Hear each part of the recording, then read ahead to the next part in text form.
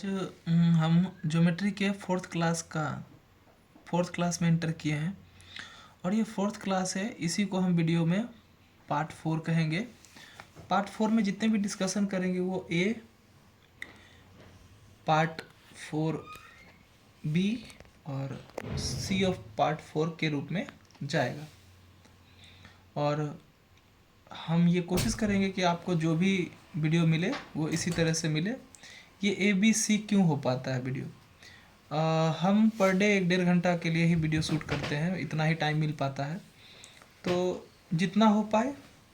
और दूसरी बात है कि ये ABC में क्यों बढ़ जाता है? ये ABC में इसलिए बढ़ जाता है कि हम चाहते हैं कि वीडियो 5 मिनट 7 मिनट से ज़्यादा लंबा नहीं जाए। अपलोड करने में भी दिक्कत होता है और जल्दी जल्दी आपको वीडियो मिलता रहे। छोटा छोटा रहेगा तो आपको पढ़ने में भी इंटरेस्ट आएगा।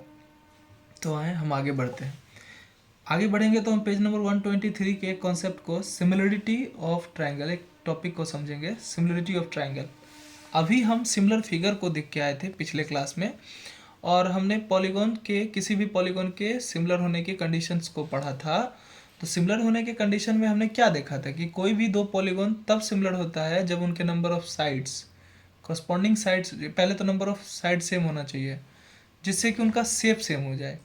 और शेप सेम होने से उनके बीच सॉरी गलत बोल दिए, मतलब कोई भी दो पॉलीगॉन है जिनके कॉरस्पॉन्डिंग साइड्स के रेशियो जो हो वो सेम हो और जो एंगल्स हो वो सारे इक्वल हों। और ये दोनों कंडीशन सिर्फ उस पॉलीगॉन में लागू होते हैं जो पॉलीगॉन दो हों और उनके नंबर ऑफ साइड्स सेम हो। तो हम वहाँ पे क्वाड्रिलेटरल्स देखे थे। क्वाड्रिलेटरल्स में देखे थे कि रेक्टेंगुलर दो अलग अलग फिगर बताए थे। एक बड़ा फिगर लिए थे, एक छोटा फिगर लिए थे रेक्टेंगल का, जिसमें नंबर ऑफ साइड 4 थे, लेकिन साइड के मेजरमेंट के अकॉर्डिंग उनका रेशियो बदला था। ये भी देखे थे कि सारे एंगल राइट एंगल हुए और तब हम आगे बढ़े थे। आज हम सिमिलरिटी ऑफ ट्राइंगल को चर्चा लेकर करेंगे। इसमें क्या विशेष है? विशेष कुछ नहीं है, बस एक स्पेशल टॉपिक बना दिया है। देखिए, ट्रायंगल भी हम जानते हैं कि ट्रायंगल भी एक पॉलीगॉन है और एक ऐसा पॉलीगॉन है जिसमें 3 साइड है। तो यही सारा कंडीशन, वही पॉलीगॉन वाला कंडीशन फिर से आएगा। उसमें कहे थे कि 2 polygons are said to be similar if their corresponding angles are equal and the ratio of their corresponding sides are same. So triangle में भी यही कंडीशन हम कहने वाले हैं। तो हम ऐसे लिखते हैं कि 2 ट्राइंगल लिख देते हैं ताकि आपको कंसेप्ट दिमाग में ठहरे। 2 ट्राइंगल्स आर सिमिलर।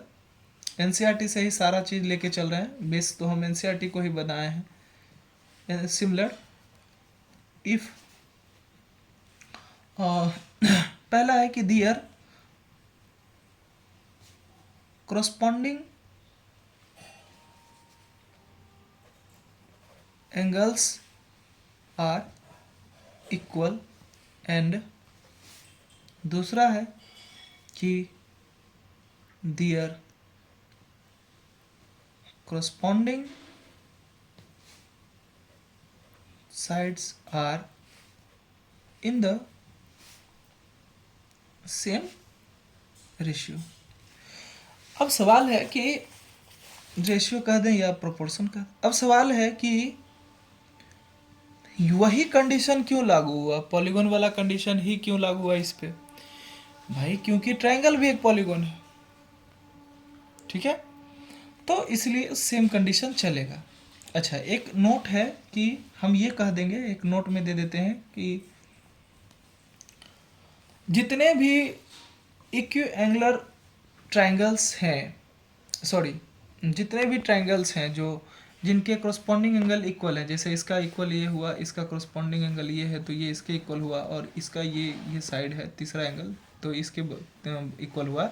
यानी कि पहले ट्रायंगल का सारा एंगल दूसरे ट्रायंगल के कॉरस्पॉन्डिंग एंगल्स के अपने अपने सॉरी पहले ट्रायंगल का जो कॉरस्पॉन्डिंग एंगल है वो सभी दूसरे ट्रायंगल के कॉरस्पॉन्डिंग एंगल के इक्वल हुआ। तो यानी ये ट्रायंगल इस ट्रायंगल का इक्विएंगुलर है और ये भी इसका क्या है, इक्विएंगुलर है, ऐसा कहा जाता है। यहाँ जो ठीक है, तो यहाँ जो हम नोट लिखे, हमने क्या कहा कि इक्विएंगुलर ट्रायंगल क्या होते हैं? कोई भी दो ट्रायंगल जिनके की करस्पॉन्डिंग एंगल्स आपस में इक्वल हों, तो वो दोनों ट्रायंगल एक दूसरे का इक्विएंगुलर ट्रायंगल कहलाता है। अब यहाँ से एक ग्रीक के फेमस मैथमेटिशियन थे जिनका नाम थेल्स था। उन्होंने एक इम्पॉर्टेंट ट्रूथ पे आए जो इक्विएंगुलर ट्रायंगल से रिलेट करता था, और उन्होंने इस स्टेटमेंट को हम लोगों के सामने रखा। तो अभी जो थेल्स की बात किए, थेल्स साहब ने एक मैथमेटिशियन थे ग्रीक के, उन्होंने एक रिजल्ट को देखा इक्विएंगुलर ट्रायंगल के लिए और इस बात को ऐसे कह दिया। कैसे? The ratio of any two corresponding sides in two equiangular triangle is always the same. बस एक लाइन में पूरी बात कह दी उन्होंने। कहा कि कोई भी दो इक्विएंगुलर ट्रायंगल है तो उनके किसी भी दो करस्पॉन्डिंग साइड के जो रेशियोज होंगे वो आपस में क्या होंगे? इक्वल होंगे। ये रिजल्ट को उन्होंने रखा। यही रिजल्ट बीपीटी कहलाया, बेसिक प्रोपोर्शनलिटी थ्योरम कहलाया, और इसी को थेल्स थ्योरम भी कहा जाता है। बीपीटी, बेसिक प्रोपोर्शनलिटी थ्योरम, और इसी को थेल्स थ्योरम के नाम से भी जाना गया। इसके लिए उन्होंने एक एक्टिविटी किया और इस एक्टिविटी पे अब हम ध्यान देंगे। एक्टिविटी के लिए इन्होंने क्या किया कि एक्टिविटी 2 जो है, इन्होंने क्या किया, पहले एक लाइन ले लिए कि चलो एक लाइन ले लिए उन्होंने और एक एंगल बनाया कि ये मान लो कि एनसीईआरटी के ही अकॉर्डिंग चल रहे हैं। ये एक लाइन लिए AX एक लाइन ले लिए। इस लाइन को क्या किया उन्होंने, इक्वली 5 सेक्शन में बांटा, और मान लो ए से पी की जो दूरी है वही डिस्टेंस उन्होंने लिया क्यू के लिए, और ठीक यानी कि AP का जो डिस्टेंस है वो PQ के डिस्टेंस के बराबर है, और फिर Q से एक पॉइंट और आए D के बराबर हुआ, फिर एक पॉइंट और आए जो R के बराबर आए, थोड़ा बड़ा हो गया सॉरी, यहाँ पे X कर देते हैं R के बराबर, फिर ये डिस्टेंस फिर यहाँ पे B ले लिए। ठीक है, मतलब कि AX एक लाइन लिए, AB एक डिस्टेंस को बनाए, इस AB डिस्टेंस को 1 2 3 4 5 सेक्शंस में बांट दिए, और फिर एक लाइन ले लिए, एक एंगल, किसी एंगल पे, कोई भी एक्यूट एंगल पे ले लिए। आपको 10th क्लास में ही कंस्ट्रक्शन टॉपिक में ये सब पढ़ना था, बट डिलीटेड पोर्शन है तो थोड़ा चर्चा कर देते हैं। आपको मतलब लाइन को जो है डिवाइड करने के लिए कंस्ट्रक्शन कहा जाता है, आगे के चैप्टर में है, वहाँ देखना है, डिलीटेड है, फिर भी हम पढ़ा ही देंगे, आप लोग निश्चिंत रहें।